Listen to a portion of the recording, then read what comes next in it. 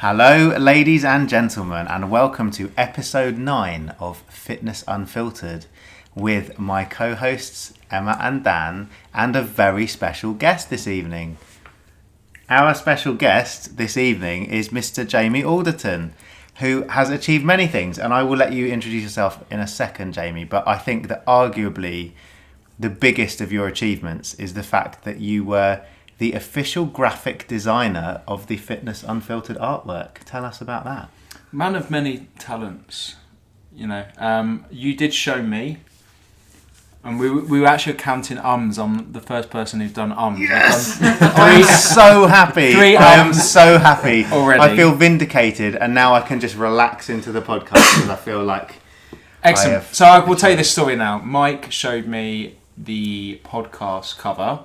I believed it could be slightly improved, so I gave him some of my improvements, of which he found acceptable and was agreed amongst his fellow podcasters that it was acceptable, and I'm very proud to have that on iTunes as well and take a little bit of the credit for the number 2 health podcast in the universe. Yeah. So I like to, confirm that I've had a little bit of contribution to this podcast. Well, officially, thank you very much on all our behalves. Yes, and thank you. How is everybody this evening?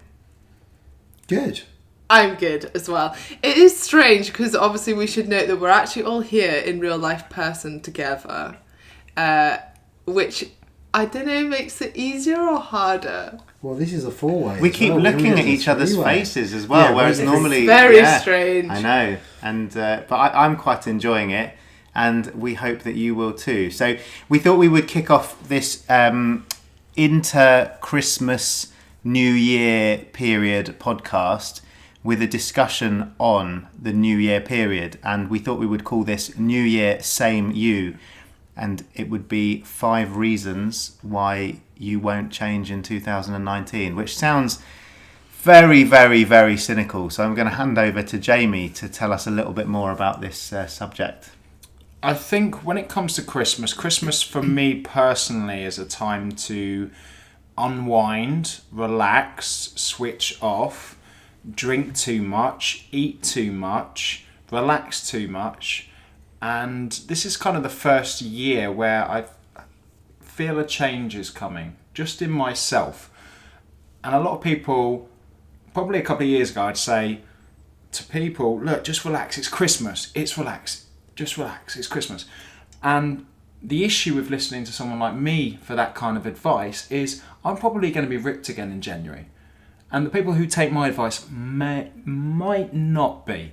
And this is an important thing to understand, is where you are on your fitness goals, how important Christmas is to you, and how detrimental it could potentially be based on where you currently are. And this is something that a lot of people delve into over this month period, especially when it comes to the fitness industry. You have the relax, it's Christmas kind of mentality, and then you have the very anal, tracking, do this, do that to avoid weight gain. And I personally was that person who was like, just chill out, just relax over Christmas.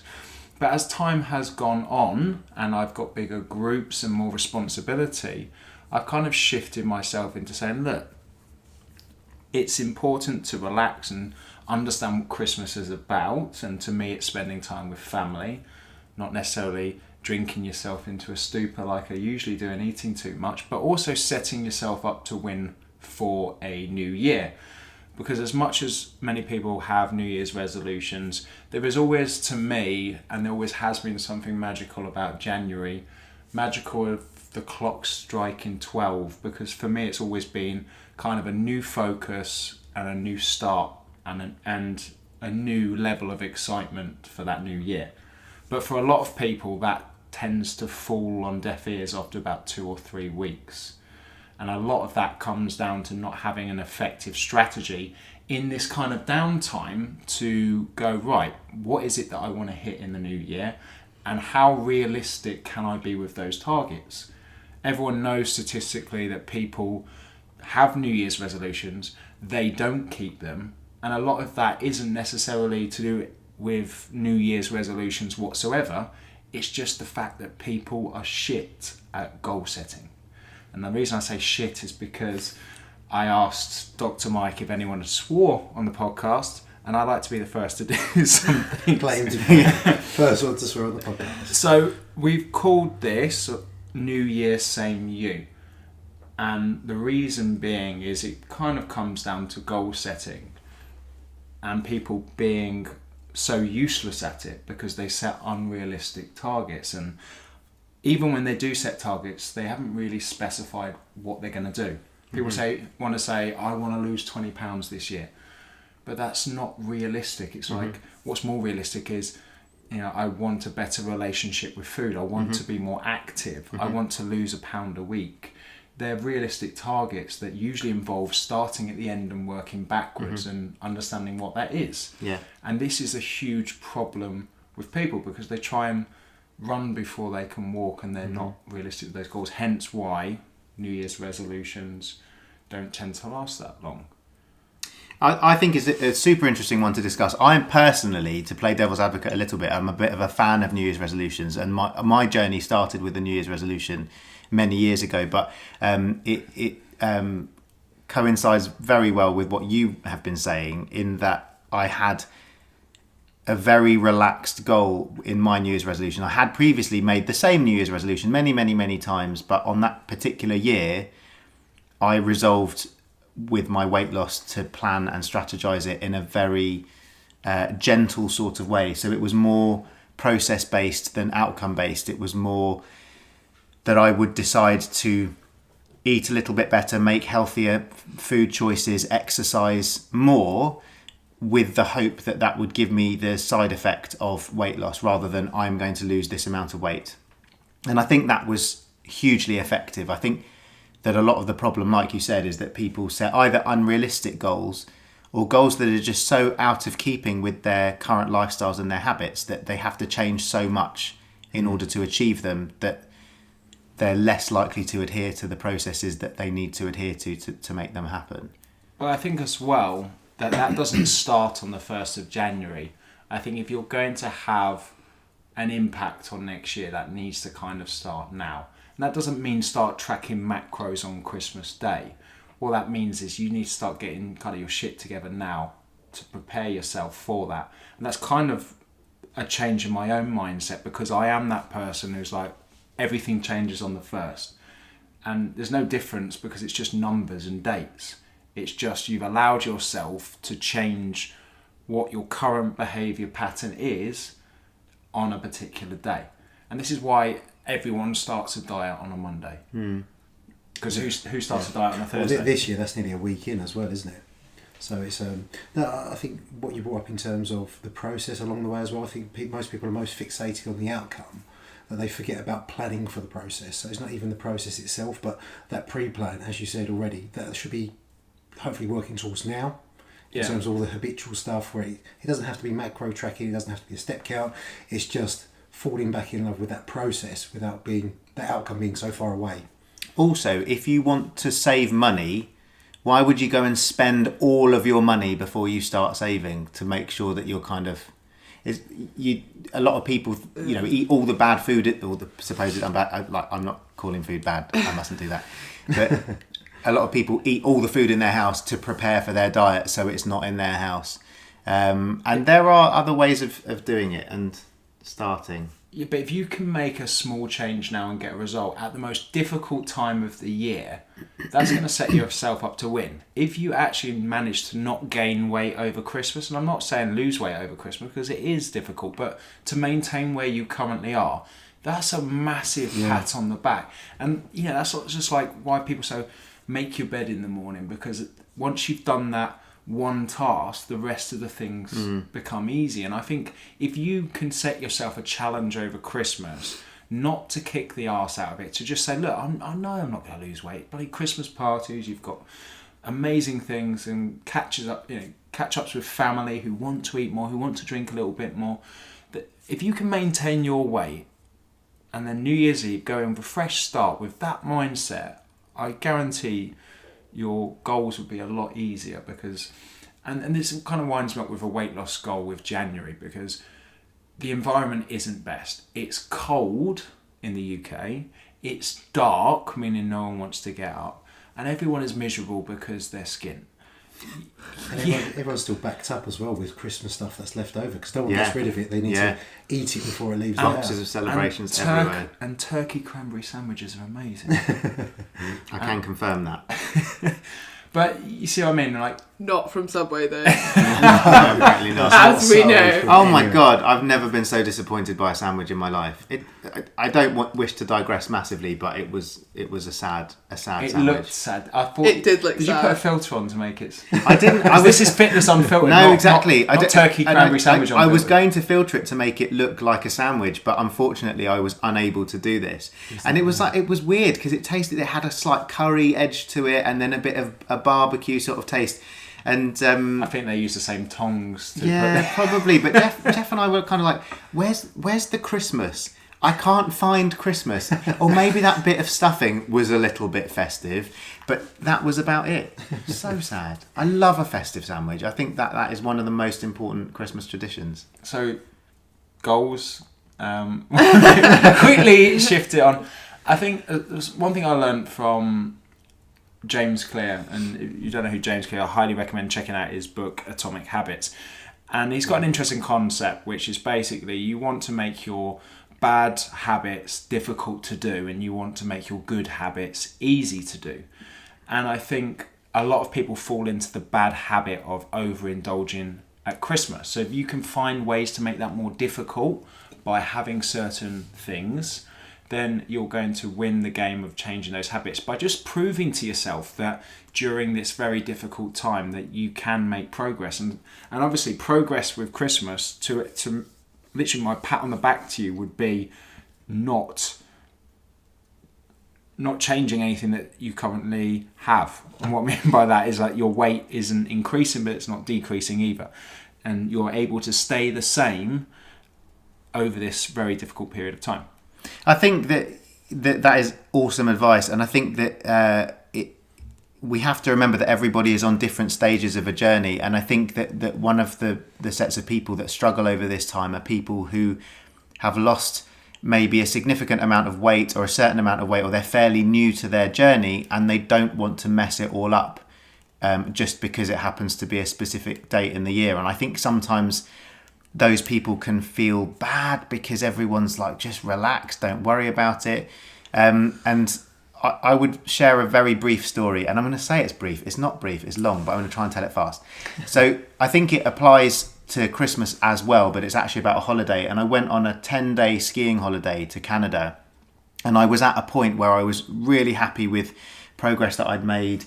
It was about kind of February, March time, so well into that particular new year. It wasn't a bad time to kind of to think about dieting. And I arrived into my hotel room, and I had eaten most of a box of Oreos, all of the free food on the plane, and pretty much everything I could get my hands on, and some bar snacks, because I was now on holiday.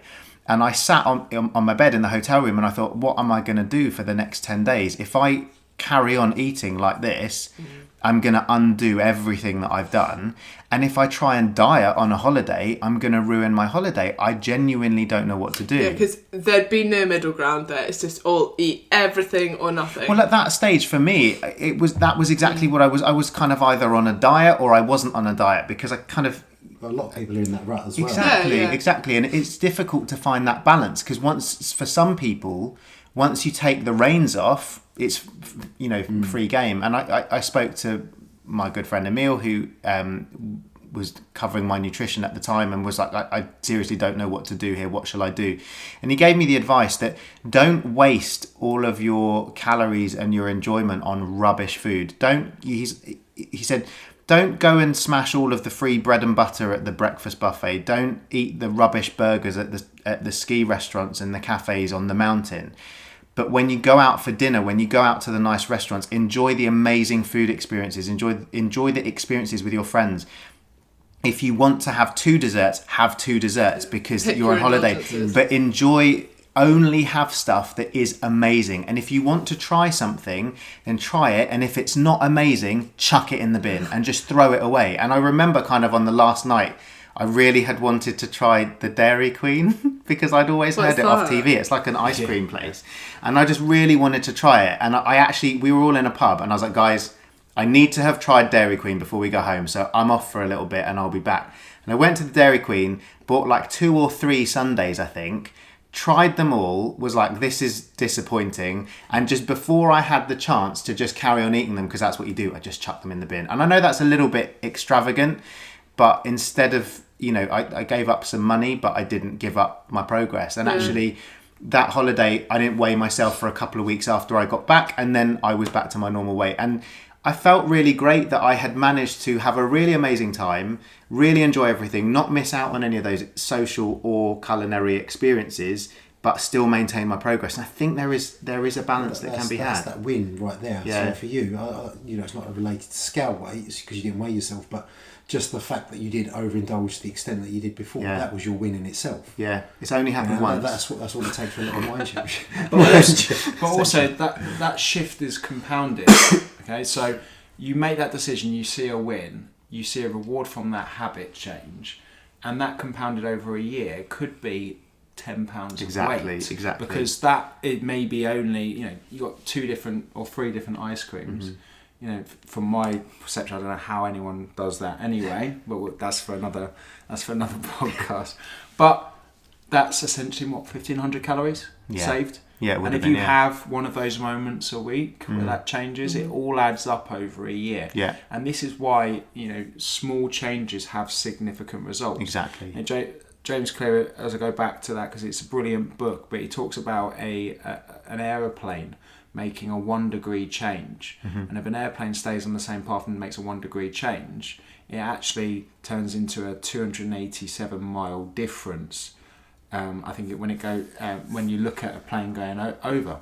So that's amazing. So you don't notice the change, but over a long period of time, it's a huge one. Yeah. And it really is. I mean, I did a post about my back progress this year because I was just like, how has my back got thicker?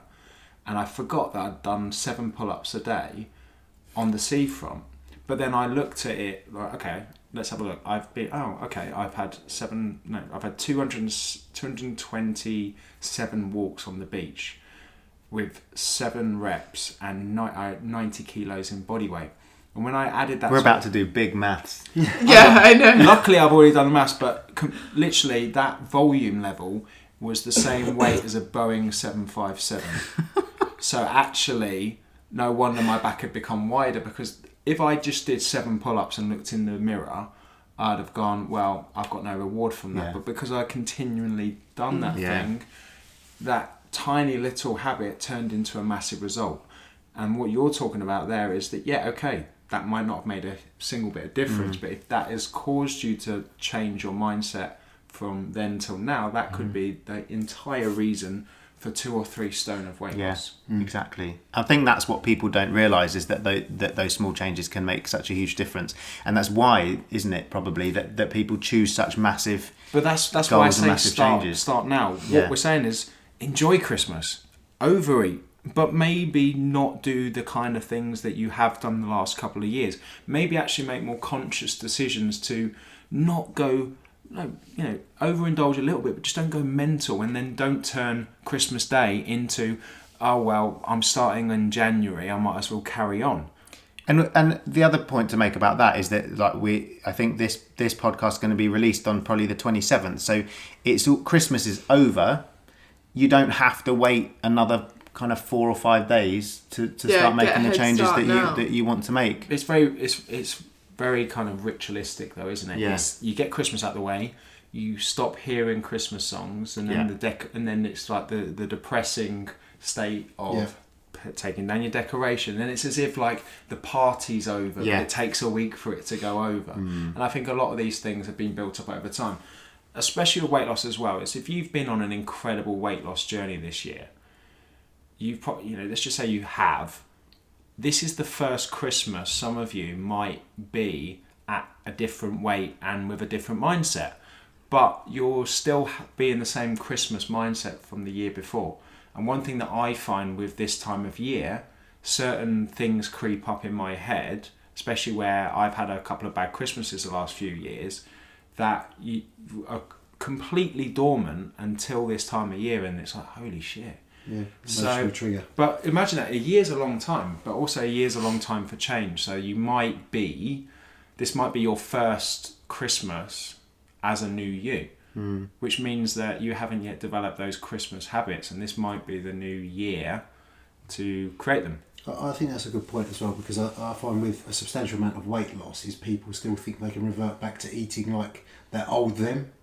So with that mindset shift and potentially being at a different weight, your new you is your new way of eating. You can't eat like the old you anymore.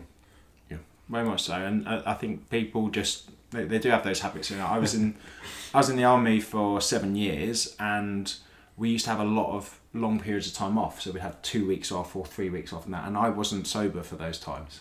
So whenever I'm in a situation, which I'm never in, thankfully these days, of having more than a few days off, you tend to think, oh, cool, I can have a few extra drinks. And Christmas for me is that, because you usually have, like when I was in the army, I used to get 3 weeks off at Christmas. So that's just for me, just get absolutely hammered for 2.5 weeks, 3 weeks straight. And this is only the first year that hasn't happened yet, because I know this is on the 27th, this is coming out, but still we're building up to it. And why do you think it hasn't happened? I think it comes down to responsibility. Of course, I've launched Train with Jay this year, and a lot of the guys, I feel a kind of a moral obligation of, I can be myself, I know I'll be in shape, but I know that those guys will be influenced by my decisions and actions, which has actually stopped me from being my old self by saying, no, actually, I want to show that. And this is what I did with the 8 week shred. I spoke to the guys and said, look, I'm shoot ready. I'm good to go. I could actually tap out now and be happy. But I know that you guys are struggling because you aren't where I want to be. Aren't where I am. So guess what? I'm going to stay with you with this, because even though I don't need to, I still will, because it's supporting you. And I think as well, that was the kind of mindset shift with this Christmas is, I will enjoy myself, but a lot less to just show to people, look, you don't even, just because you can do something, it doesn't mean you have to do something. And I think that's a very important aspect especially with being in the whole social media element, because I want to show people my Christmas. I don't want to hide things. If I'm down the pub, I want to show people I'm down the pub. But I don't want to show that every single day. And if I am showing it every single day, then they'd be like, well, hang on a minute. What does that mean that I'm allowed to do that? That is an interesting concept, because even though you've not specifically asked for it, you are a role model now. And how you deal with that, or if you actually take responsibility for that, or if you try and say, well, actually, I didn't ask to be a role model, so I'm not. So, do what you want with what I do. But you're taking on the responsibility. Yeah, and I think that's what more people should do. I mean, this is the thing about social media. I do believe you have a moral obligation that if you are in that position of, especially in the fitness industry, of people looking up to you for advice, for motivation and inspiration, you shouldn't just talk about it. You should live it too. And this is something I've always said to Mike, is that I have stupid amounts of confidence to jump on a stage and be brutally honest with what I'm being, because I'm talking from experience and I'm not bullshitting people. I'm telling people stuff that I am doing myself. And it's something I actually learned from the army, especially with officers. They get put through harder training because they need respect from their soldiers to say, I'm not getting you to do anything that I wouldn't do myself. And I've kind of taken that from the military and just said, look, guys, that workout's brutal, but I'll do that every day of the week. Just so you know. Yeah. And I think that's exactly the same, is that it's come around to that Christmas period. I'm like, do you know what? I'm not going to be at my 2 week pisshead. I'm going to have a few drinks, but I want you to follow in my footsteps of what I'm doing.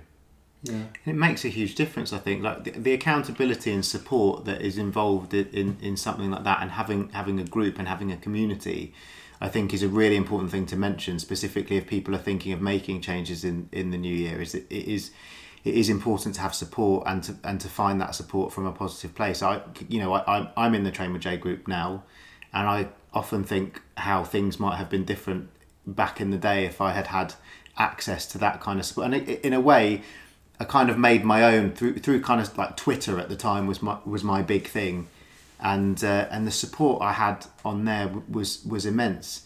But people have to know where to look for it and where to find it. And often, if you are making changes, you might actually experience more negativity than support, depending on your community as it stands.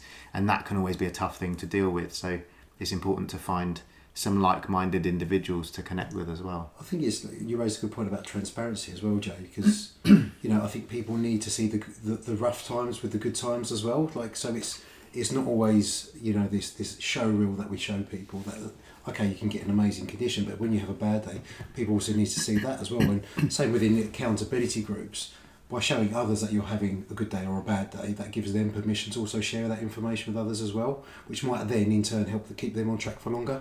Yeah, and that's why I say the reason that Superman has kryptonite is because if he was perfect, no one would resonate with him. And every superhero, if you're into your comics, you're into your Marvel or whatever the other one's called. DC. Obviously I'm not, but every single superhero has a flaw or weakness and vulnerability, and that's the thing that makes them who they are. And I think for me, to show people that I'm not perfect, to show people that I make the same mistakes that you do, it actually is quite liberating to other people to say, oh, okay, so you don't need to be perfect. It's like, no. I've got a weird kind of thing that you need to be 80%, 100% of the time. And it's kind of that 80%, but it's not, because people try to be 100% of the time. Yeah. And that's where they end up going to like 20% or 40% instead of consistently at 80%. So it's the case of, having one or two treats, but not a treat every single day. Kicking the arse out of stuff. If that made sense, because we could delve a bit deeper and say you are allowed a treat every day, but within your macro targets, etc. But what I mean by that is that people are all or nothing. Yeah, essentially, absolutely. And I think people find a lot of discomfort in that in between, because they feel like they're failing, which then makes like the concept that you're failing also makes you feel worse. And this is what I mean at Christmas. It's like if you maintain your weight, that is a huge win. Exactly. It's not that you have gained weight, but it's not that you've lost weight, because no one really expects you to lose weight at Christmas, but most people expect you to gain weight. So for you to be in that win, isn't it? Yeah. Especially if people historically always put on weight over Christmas, that to them is a huge win. So if you have got those New Year's new goals in mind, just by a few days later weren't exactly the same as you did before Christmas, you're already in that process. You're already setting yourself up for the win for the next year. Yeah, and if you can do that at the hardest time of the year to do it, then it sort of proves that you can do it at any point of the year. Exactly. And kind of like your story, in that you proved to yourself that you can go away on a 10-day holiday and not put on a load of weight and undo all your hard work. Like, you've proved that to yourself. It kind of takes away the anxiety the next time you go away, because you're like, I've done it before, I can do it again. If I can maintain my weight over Christmas, then I can maintain my weight for the rest of the year, hopefully. Yeah, and also not pontificating about it, because I want to make clear that on that holiday, I didn't suffer at all. I didn't miss out on anything. I didn't sacrifice anything. So that was kind of, I feel like, the real sweet spot, because I don't feel that it should matter. If that's what you want to do, then fine. If you want to relax on holiday and eat loads, then that's your decision. But if you don't, because you don't want to derail what you're doing, then you don't have to, just because everyone else is, or everyone else and you won't miss out on that. And I think that's a good point about Christmas as well, is that we are into this whole, it's normal almost to overindulge at the time, but most of the time you don't actually feel good after it. Like, once you've had a massive meal and you're like lying on the couch in a bit of a food coma, like, actually isn't that enjoyable. Or getting so drunk on Christmas Eve that you spend all of Christmas hungover, like, would it actually have been better to have a couple of drinks and then enjoy Christmas more? Like, probably. This is why you also set yourself up to win for that, is because I'm notorious for drinking too much on Christmas Eve and being too really hungover to really enjoy Christmas Day.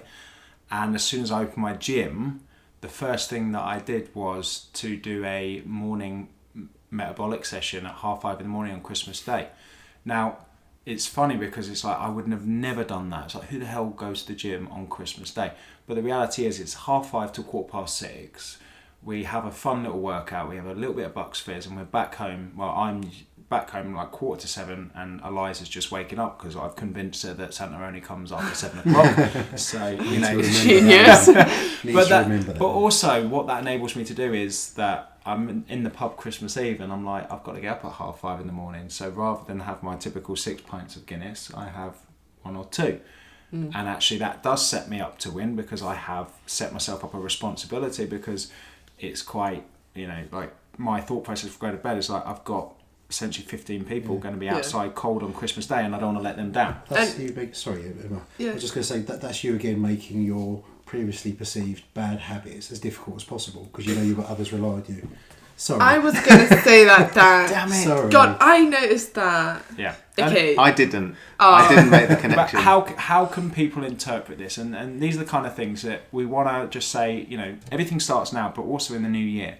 So if you are a person that wants to get to the gym, and that's early in the morning, you need to understand the difficulties of that, because it's cold and dark. Here's a strategy to set yourself up to win. Simple strategy. Set your heating to come on an hour before you get up. Much easier to get up in a warm house. Put your gym kit out so you haven't, you know, you're not in bed thinking about where your socks are. And all these things are setting yourself up to win. Make these good new positive habits that you're going to do as easy as possible by giving yourself an effective strategy to do it. And then obviously make your bad habits more difficult to do. And I find that the best thing to do is to, you know, introduce others into your good habits, so you feel like you're not letting others down. So for example, if you're a person who notoriously skips the gym, maybe find a gym partner who wants to do it with you, so you're more motivated to go with them because you don't want to let them down.